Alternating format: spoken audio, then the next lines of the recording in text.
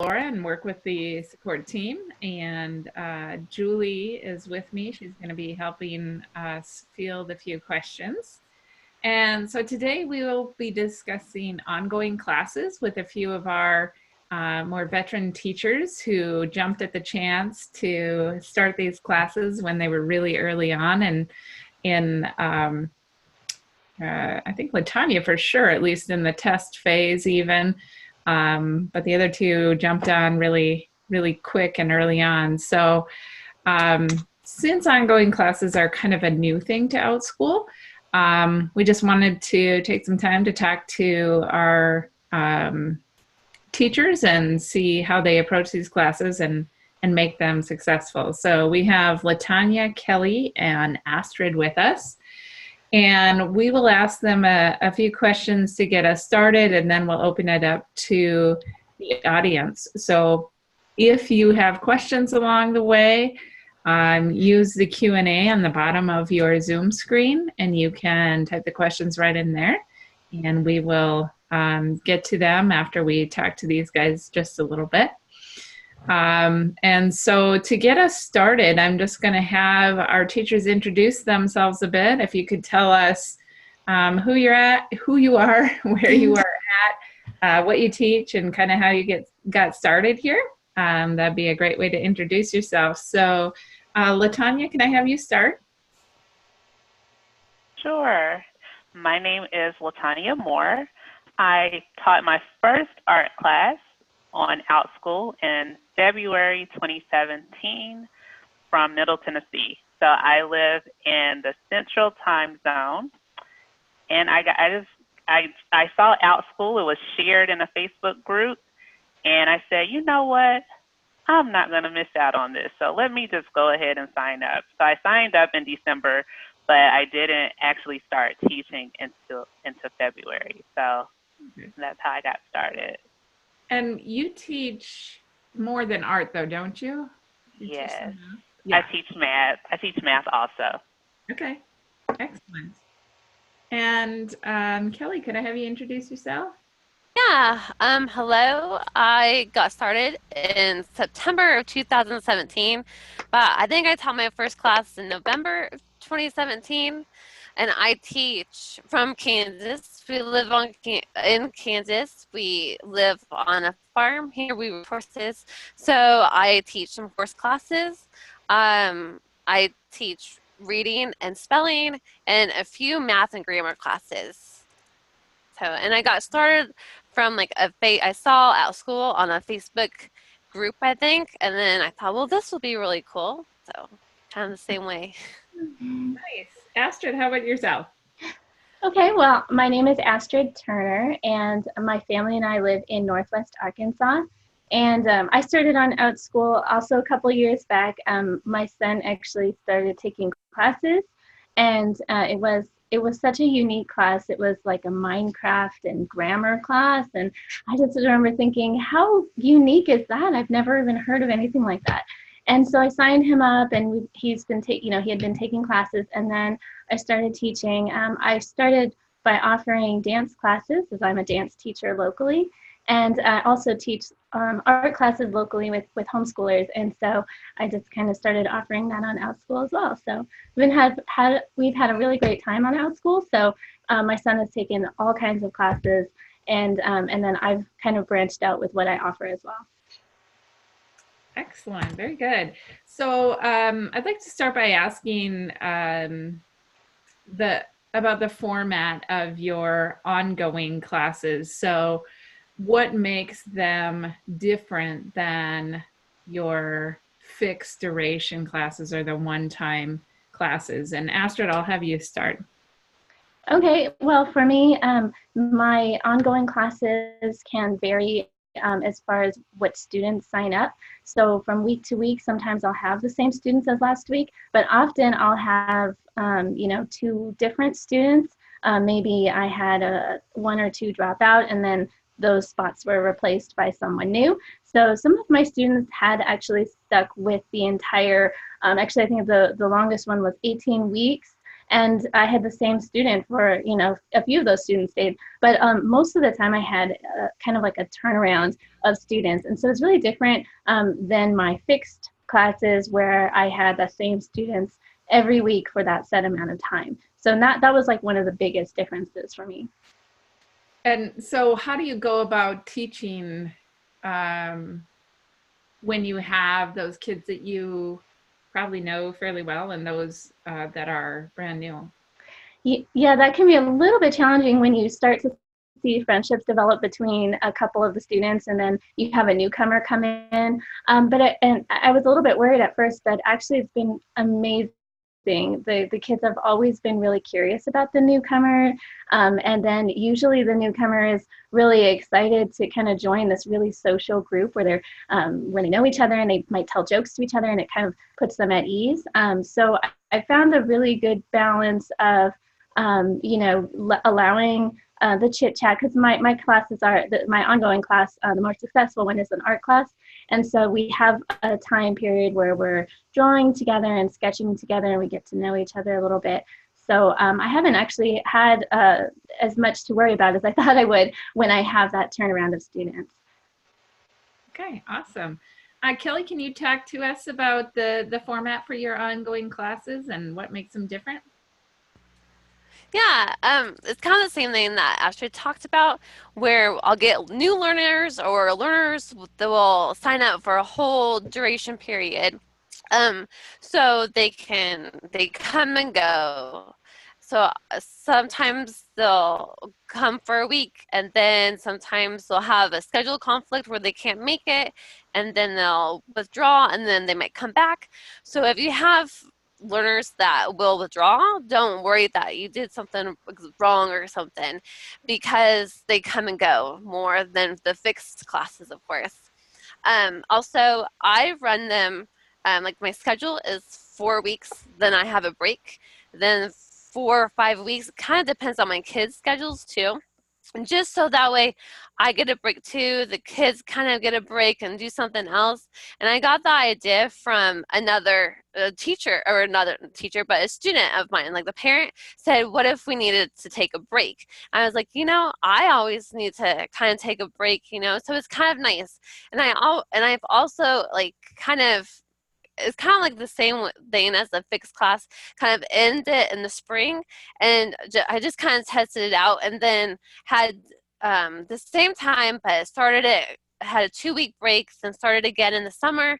Then I'm taking about a month off. And then they'll have to sign up again, just so that way, if they want to keep the information, they can still log in and keep that information for some time, and then they can log in to the same time, but in the class to kind of continue if they want to. That way, it kind of makes it easier where they don't have to withdraw too. Nice. That's a really good suggestion and feedback that the parent gave you.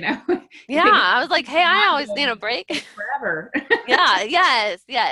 So don't be afraid to do it for 4 or 5 weeks, then schedule a break, and then do it for another 4 or 5 weeks or 6 weeks, 8 weeks, however you want to make it, and schedule a break for yourself. That way you're not teaching for a whole year. And I think that's what some teachers might be afraid of, is that they have to teach every single week, and you don't exactly have to.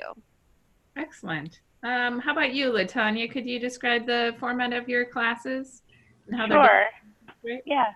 So the class that I teach as an ongoing class, it initially was a fixed class. So it was a fixed class that became an ongoing class. And the difference between the two, well, actually, for me, it's not a really big difference, because when I taught that particular class as a fixed class, it's called homeschool art. The same students will sign up each month, with a new student coming in sometimes, but most of the time the previous students were on it to get their spots in the class. So going to an ongoing class worked perfectly for that particular class because the students would stick with it. So my first session for my first ongoing class, it just ended yesterday. And it was really cool because a lot of the students did make it to the end of the year. and some of the students didn't, and that was okay. And it was, you know, it was good. The parents communicated well, even when they would leave class, you know, withdraw. They would let me know, hey, we're withdrawing because it's summer and we need a break, or we have other things that we have to do. So for me, the parents have been really good at communicating. One thing about the ongoing class is parents don't always tell you that they're going to be absent. And so initially I had the struggle of, well, they're paying for the class, but they're not coming. And I realized that some of the parents, I think they just wanted the video, and it was okay. They didn't need what I'm trying to say is they didn't need a refund or anything. They just didn't come to class, but they held their spot, and I would send the video. And so because those parents communicated well, I expected them to come back. And, you know, if they didn't come back, I have a rule for my classes that I withdraw students if they're absent 2 classes in a row and their parents don't communicate with me, because I don't want to have a stack of refunds in the future. So, but I like the ongoing class format. Like Kelly, I schedule breaks. So we have 3 classes each month. So 3 different art projects each month and 1 week off.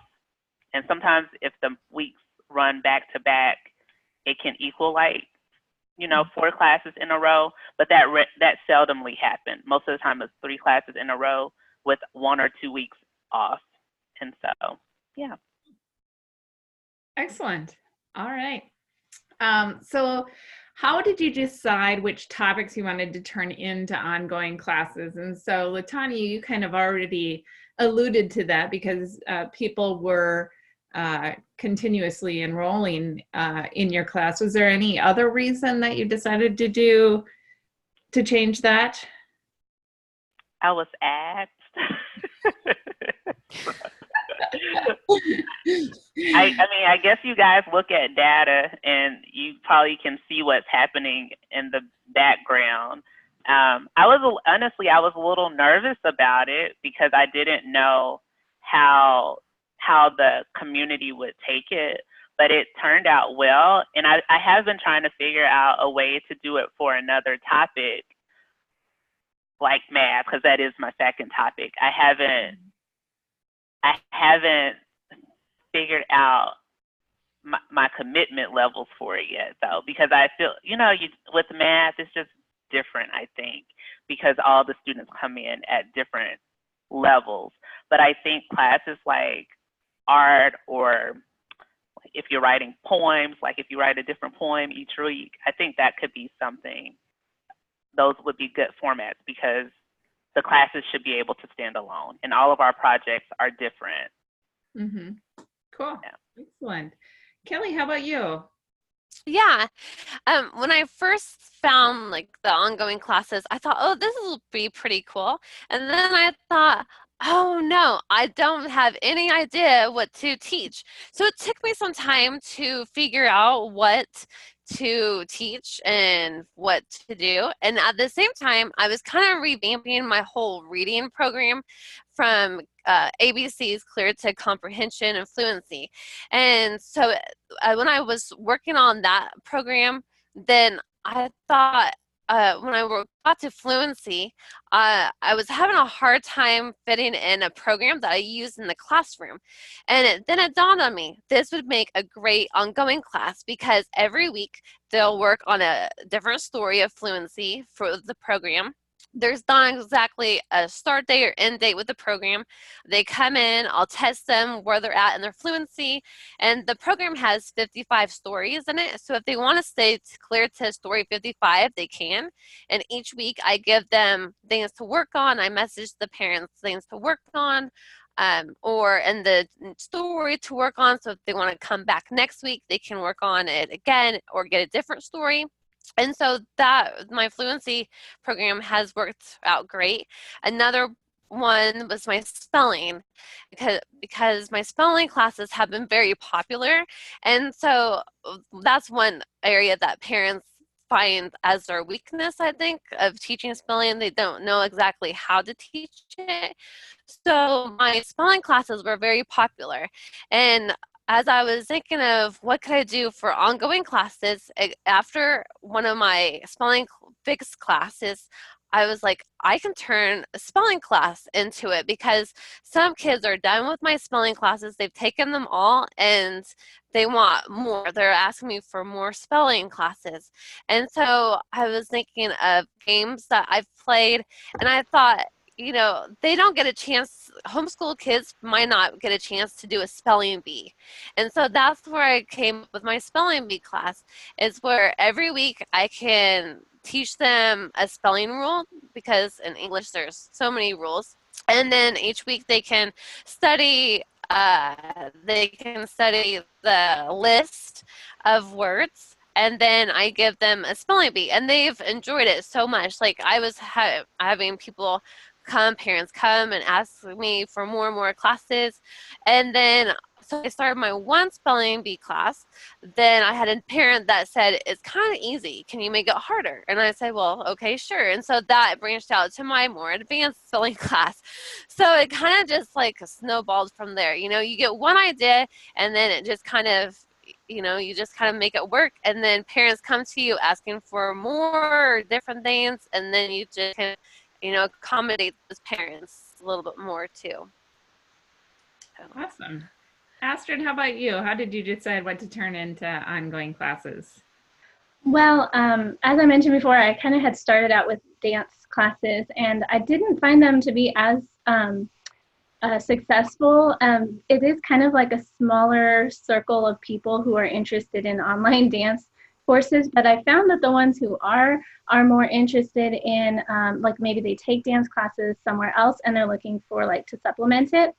And so my dance history class was actually my very first class on Outschool ever, and I still teach it. And so from there I had my very first ongoing class was a flexibility and conditioning class.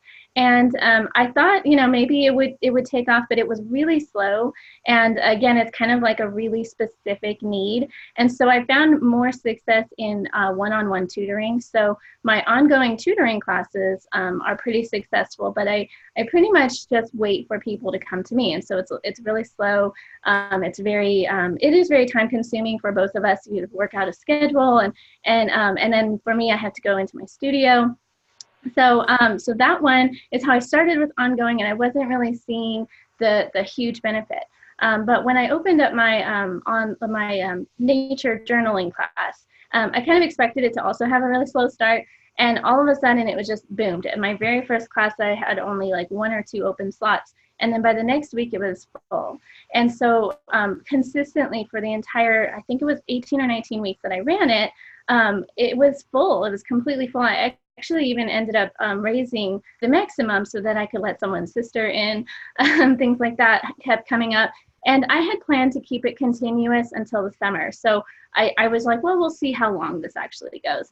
And it just kept going. And so I was really surprised by that, because my other art classes were popular and successful. I did teach a lot of watercolor. I do teach a lot of watercolor classes where I pair poetry and watercolor, and those are really successful, really popular. I consistently have students in those classes, but those are really, I try to be as progressive as possible where I'm teaching them actual techniques. So I was trying to think of how can I make this work for an art class where you don't really need to have taken the class before to understand what we're doing now, because I have students looking for specific watercolor techniques. So I did kind of gear it towards younger ages, and my family and I are unschoolers, and so we have kind of more of a child-led, nature-led mentality when it comes to education anyway. So my art classes tend to be somewhat similar in that mentality as well. And so it works out really great for journaling because, as I tell the kids, it's your journal. You can do whatever you want with it. So if you just want to sketch out kittens in it, and that's what you want in your journal, then I'll help you to find maybe a new breed of kittens that you didn't know that was out there. Maybe we'll talk about endangered kittens next week and things like that. So I found that it was really easy to give the child the control over what they're going to do. And so in that situation, I call my classes drop in. And so they can literally just drop in whenever they want. I post the topic in the classroom, but I always make the topic optional. And so during the class, it just works really well to kind of give them like some like rough guidelines of what we're going to be doing together. But at the end, everyone has something very different from each other, and they seem to love that. And so it works really well with a weekly program where you're just kind of dropping in. And again, I might have a completely new student coming in, and they're like, "What's going on? What do I need to do? Am I supposed to do this now?" And so the other kids kind of help out too by telling them, "Oh, you just draw whatever you want. We're talking about this today." And so it's really great to see that they understand the concept of like this overall umbrella theme, but underneath that theme, we can kind of contribute in our own ways. Some kids will even bring things to class, and it's been a really great idea. And some of the students have made it a progressive thing where they have a goal in mind where I want to get better at drawing this. And so they do come every week with that idea, and I'll ask a question about that. But that topic kind of, I mean, again, I don't really think I understood exactly how it was going to work until we actually did it, because it's kind of like, I know how this would work with my family, but I don't know how this is going to work with kids around the world. And we've had kids in completely different, one class had a kid in Poland, Italy, Argentina, Canada, United States, and one was in Bermuda, and then Hawaii, and all these places. So it was really cool to see how different their perspective is on the animals and their local wildlife and things like that. And it worked really well. But again, that's not something that I really could have planned. So it worked really well to have it as like a drop-in art class where the journal is yours, and you have the choices that you can make for your own journal. So Astrid, I think you said, do you say drop in your title? I do. I put drop in the title, and I also mention in the description that you can come and go, that you can pick which dates work for you. You can remove, stop the subscription at any time, come back in whenever you want. And I do kind of set the expectation that it's going to be weekly for the whole semester, because I do plan on that. So I don't have a set like 6 weeks. It's just basically every Thursday, 1 o'clock or 2, whatever time period whatever time zone you're in, and I'll be here. And so that I put that in the title and in the description. Cool, very good. So you kind of segued into a question that we have from one of the teachers here. She says that she has a fixed and ongoing class that basically are the same thing, same title. And she doesn't get a lot of signups for the ongoing.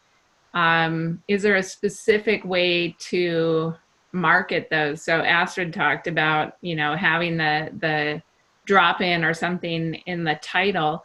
Latonya or Kelly, do you have any thoughts on that? I also put like weekly in the title, I guess. I kind of do the same thing that Astrid, make sure that they understand the ongoing classes that you can withdraw and enroll at any time. I don't really do any outside advertising because Outschool does a pretty good job of it. And I think on your Outschool's Facebook page, you can see the paid advertising. So you can even go through, I think there's a little eye or something, little eye on the Facebook page. If you click that, you can see what they've paid to sponsor the ads. And for me, my spelling class, blew up once Outschool advertised it, and it actually came up on my news feed and my Facebook page. And so if the parent had a question, I would answer it too, help Outschool answer the questions. That way, that way it'd be coming from me directly, I guess, and the parent would know. And so that's kind of how I did a lot of the marketing too, is just look at what classes are Outschool advertising, and things like that, I guess. So Kelly, did you said it took off kind of after it was advertised. Was it slow to get started, or? Yeah, after my fixed class, I advertised it in the group. I said, I'm starting this class, and a couple joined in, and it was kind of slow at first. And only maybe a couple from the fixed class joined, and then all of a sudden people, it was advertised, and then it like took off. Like I had to get more sections in there because all the sections were full, and then I had to include more learners, and yeah, it got kind of crazy after Outschool sponsored that. So yes, that can help a lot. And also and just being in communication from the Facebook page, like that's what I found to be very helpful in marketing and getting parents to enroll, is to answer their questions, because if no one answers their questions, then they're going to be like, okay, I'm just going to forget about it. So even in the like, I'll even put like the straight link, I'll reply to them so that way they can get a notification better if I reply directly, and then I'll highlight their name and then type in what the answer to their question, and then here's the link again. So then that's a straight link to the Facebook, not the Outschool, my Outschool account, I guess. Nice.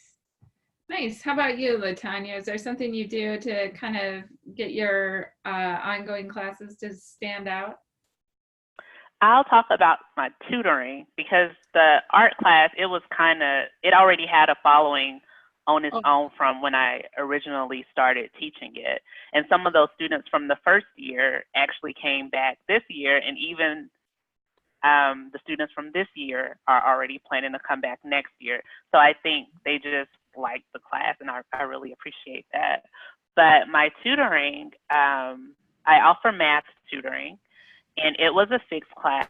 And what I found was I kind of got tired of creating new classrooms because they needed ongoing tutoring. Their parents wanted ongoing tutoring. Like I was, if they wanted a short stint of tutoring, I was definitely fine with that.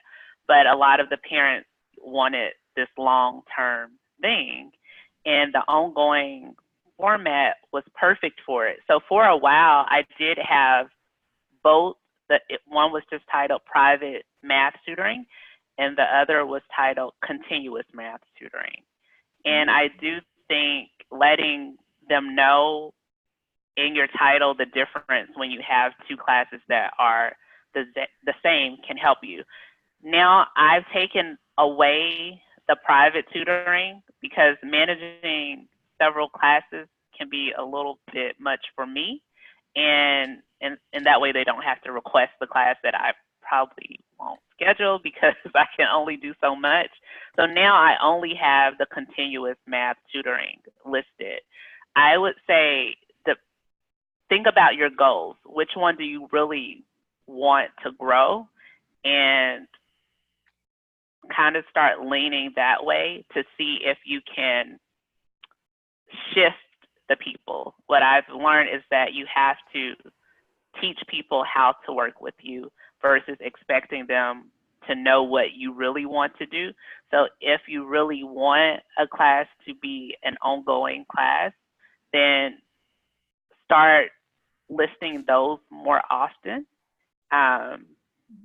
Or maybe even hiding the, I know that might be a little bit difficult because the other class probably has more reviews, and it's hard to leave what you've already started. So I definitely get that. And that was the case for my tutoring. Like I had reviews over there, and I have like 0 reviews for my continuous tutoring now, but I still have students. So it really would also depend on basically your goals and the way you're thinking about your classes and what you want to do with your classes. Excellent. Excellent advice. So one of the things that has come up is the idea that each class has to stand alone. So kids really can drop in and out through various weeks. Can you talk about how you make sure that classes do really stand alone? Kelly, I'll have you start. Just making sure that the student feels included. I think we touched on it a little bit. Just make sure that you have them know what's going on, because every class might be a little different, but it's going to be the same format. I make sure that I introduce myself to anybody that's new, say hello to anybody that's new. That was one that I got from the parents, because I wasn't doing a very good job of including and saying hello to the students that are just coming in. So I make sure that they feel included, and I give them a summary. Like for my spelling class, okay, we're going to go over the rule. I'll see if you have any questions, and then we'll do the spelling bee. So I tell them exactly how the classes run every single week. And for those that have been in there for a long time, they're probably like, we already know, but they're very respectful. The students are very respectful, and that they understand, okay, for the people that are new, this is how the classes run, and it's just like a 20-second thing, and then we go on to the next thing. And for my spelling class, I have a new list every single week that we go over. That way it's standalone and it can build. So if they don't like the list for next week, then they can withdraw if they, and then they can see what's the next. And I've had some that want like an example of my list. So I only give them like 3 or 4 of the words that we'll study. I don't give them the whole list. That way they don't have the whole thing, and they're like, well, we don't have to pay for this week. So I make sure that they have the just a couple. So that's kind of what I do. My fluency, I do the same thing. I tell them what we do. And that's one that I charge a little bit more, because I also am more involved by messaging every single student after class, because the parents want to know how they're doing in the class. So I charge a little bit more, because I give more to that. It's because I message every single parent, and I tell them what they did well, what they need to work on. I'm glad that they're here, and I'll see them next week. That way they feel included. And if they have any questions, then I type that, let me know if you have any questions too. And they're pretty good about responding. And a lot of the parents will respond back, oh, thank you so much. Or they'll respond with a question about how to improve whatever we're working on. So. Yeah, it's great that you took parent feedback and utilized it. That's kind of our hope and our goal with reviews, is that people know what the classes are about, but also to help teachers make improvements if they can. And so that's awesome. Latonya, can you tell me about how you make sure that the classes stand alone? We do a different project each week. Every week it's a different project. And basically every year it's a different project, because if some of my old students come back, I don't want them to feel like, we did this last year. But at the end of the year, I can repeat projects, because they usually leave me by the time we get to the end.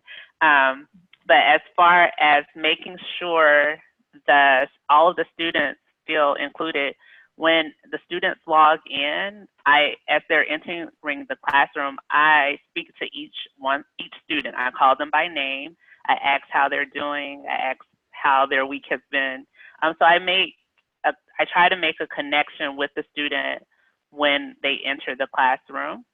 I also, check in on them, because with art, you got to give them a little time to concentrate on what they're working on, and not talk the whole time and, distract them from their work.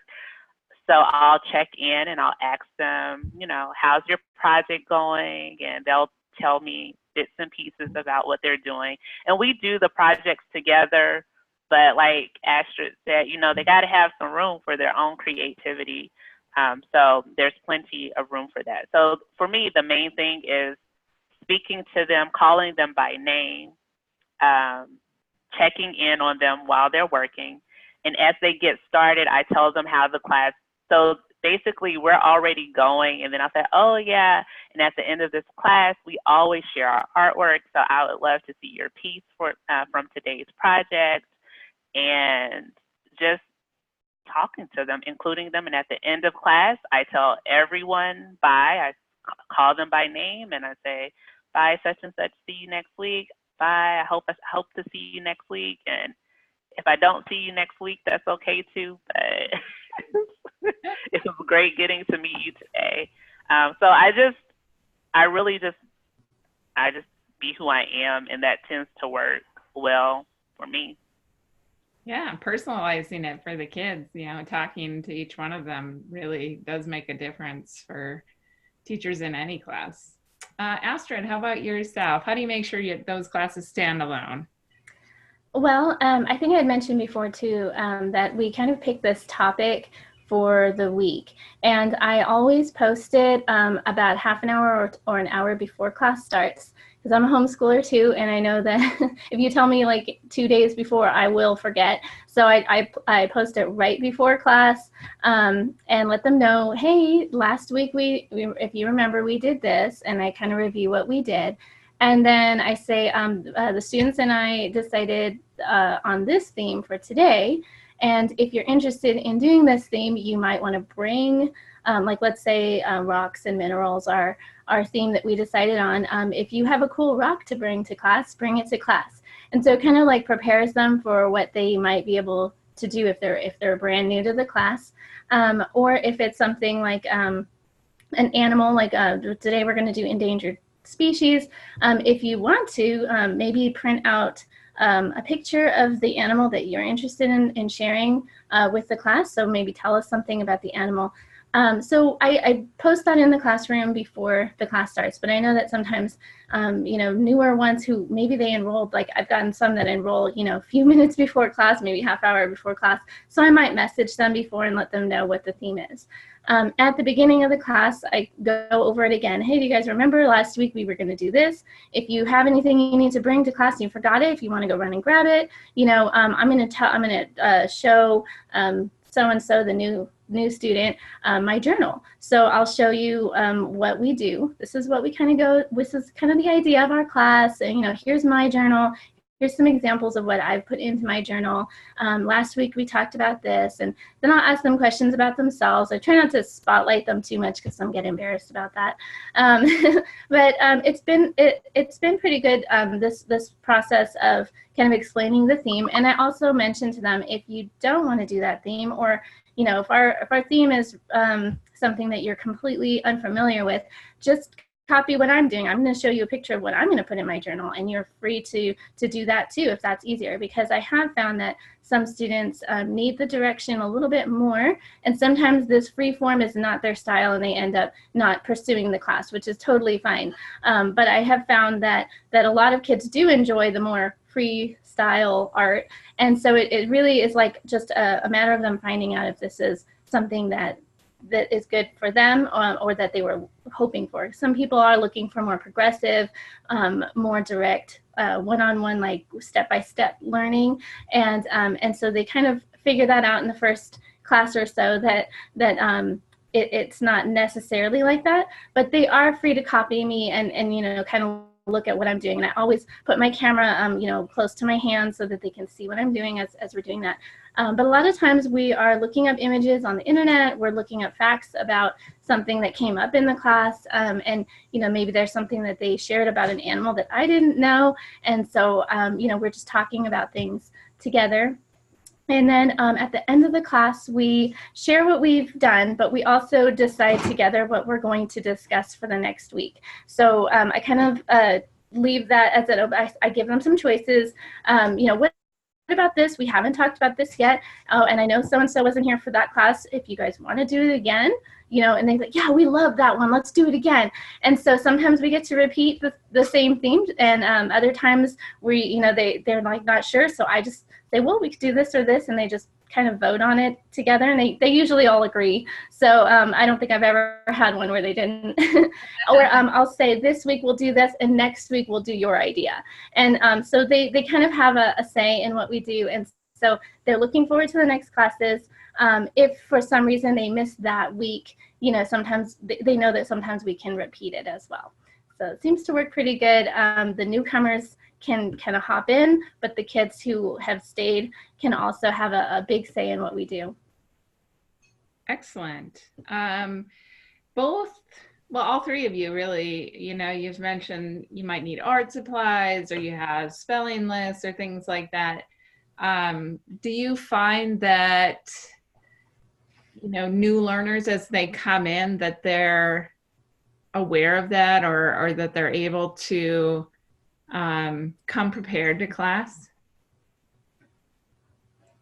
I have personally, I do put a lot of, in my description, I say that this is a mixed media class, so they can bring colored pencils, they can bring paints, crayons, whatever they bring, we can use.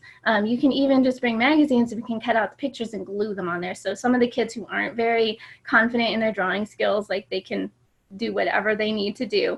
And it really is a matter of exploring different techniques and styles and skills. So if they're really comfortable with one thing, I might ask them, hey, next time, do you want to bring this, you want to maybe try some paints? Because I think that you might want to try that next time. And so sometimes, they do that. Sometimes they don't, but I do leave it up to them. So whatever they have, they're not stressed out about, like, I don't have those materials. So I will post in advance, like, hey, if you have any magazines, let's do a collage today.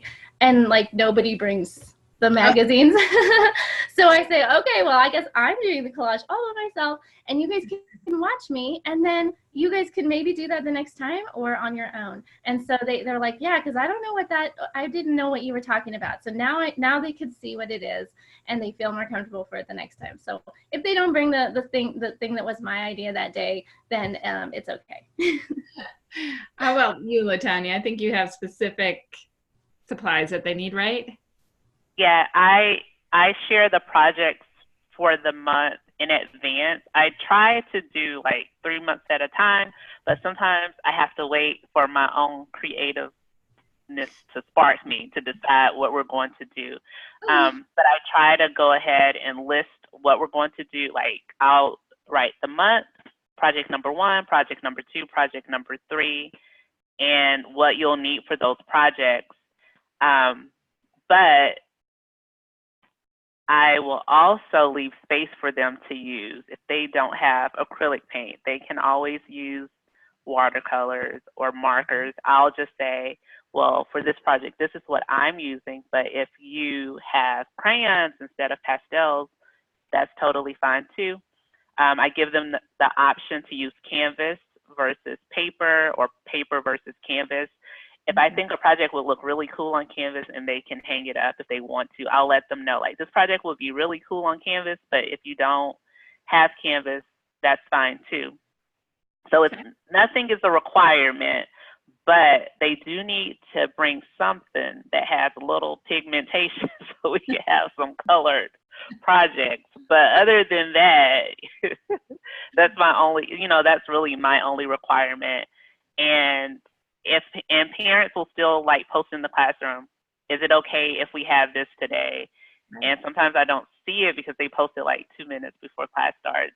And we get to class and I'll say, yeah, that's totally fine.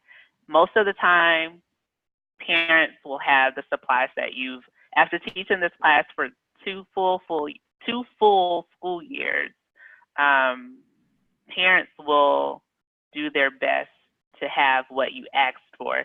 And when they don't have what you asked for, I've noticed they're probably winding down to not really care as much about the class anymore.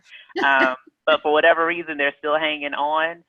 And I had that experience, like, are y'all not going to unenroll, or what are you going to do? So I actually just unenrolled them because they just kind of disappeared, but they didn't enroll on their own. So that was at the beginning of the subscription ongoing class process. But yeah, they'll have if you let them know what they need, the parents will have it. And I post it in the classroom also.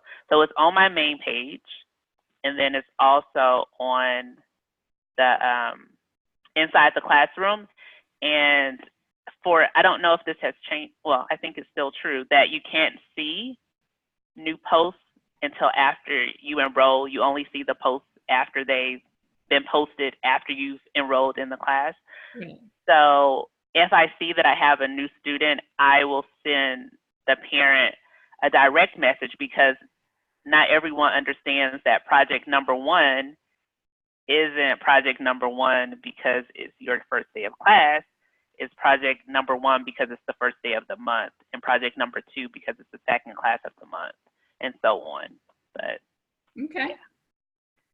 Kelly, do you have anything to add on that? Yeah, like I kind of do. I think you have to be flexible with the materials and everything, because people will come in enroll the 5 minutes before class starts. So you just kind of have to be flexible with the materials. And I always give the spelling list after class, but for the new students, I type in, for my Monday class, I'll do it on Sunday. I'll type in, for anyone that's new, here's the list. And plus that jogs the students that have been in there before, okay, maybe I need to study.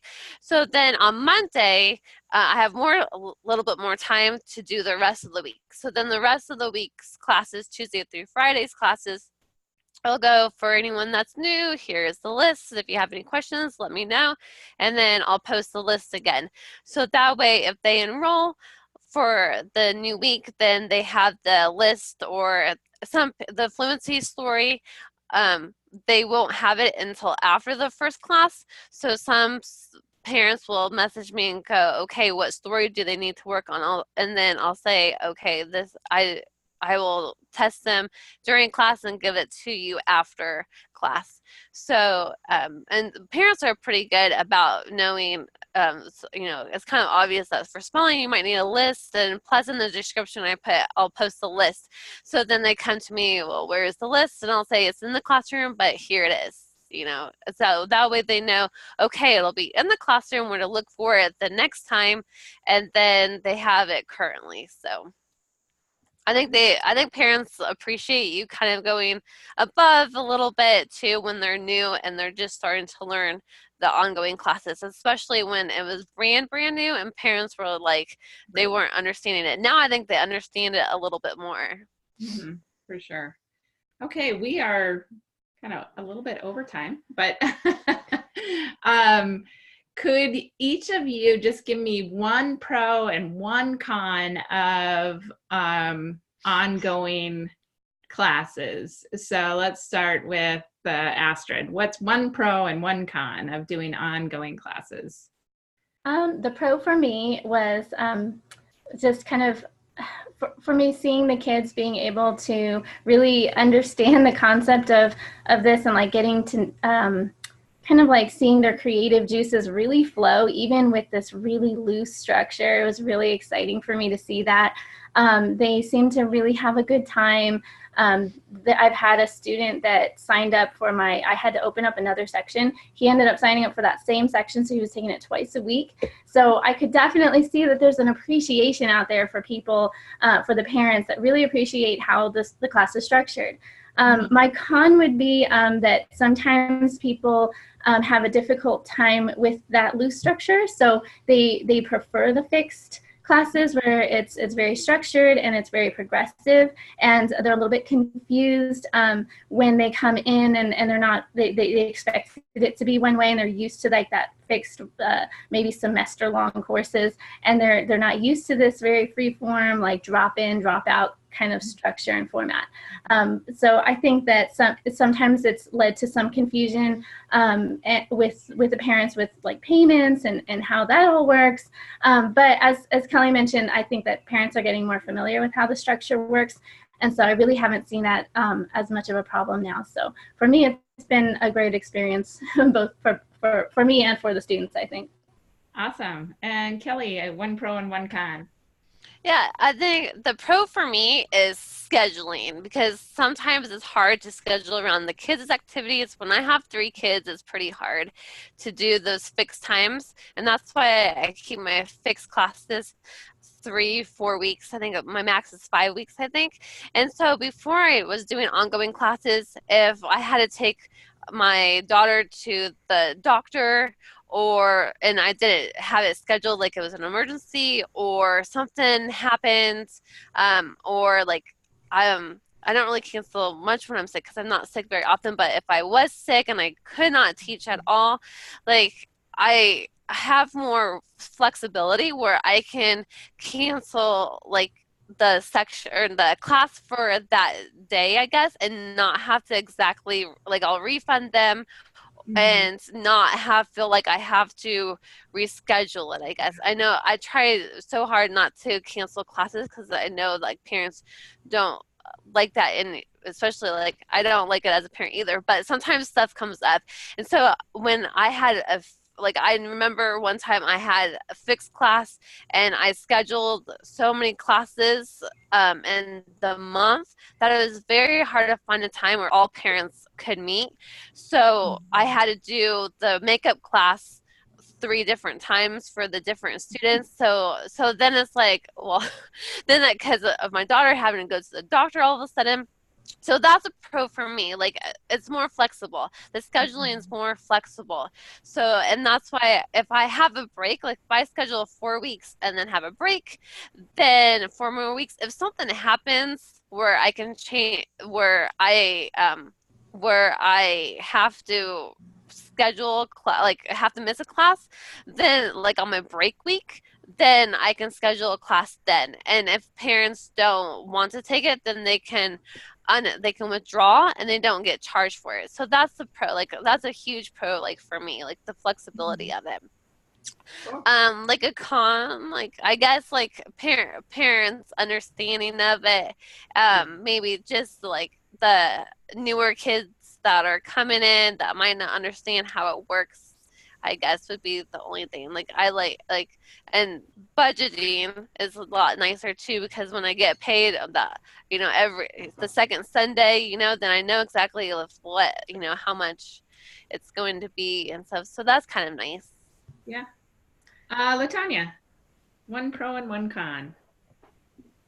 Pro, the flexibility. I'm with Kelly with the flexibility.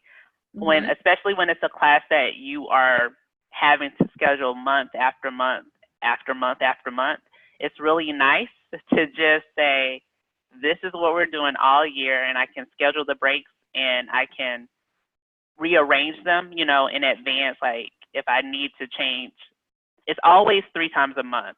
But if I have to switch out one of the classes because I didn't look at my calendar, right, I can do that, and it's really easy. And the parents, I think they appreciate it, and I think they pretty much understand that. And that works for both of the classes I mentioned, art and tutoring, especially with tutoring also, because I had to create new sections for that same student, and we would lose some of the information. So it's really nice to just have that one classroom for that one student. And then my con is probably Outschool as a whole, because you get this in regular classes too.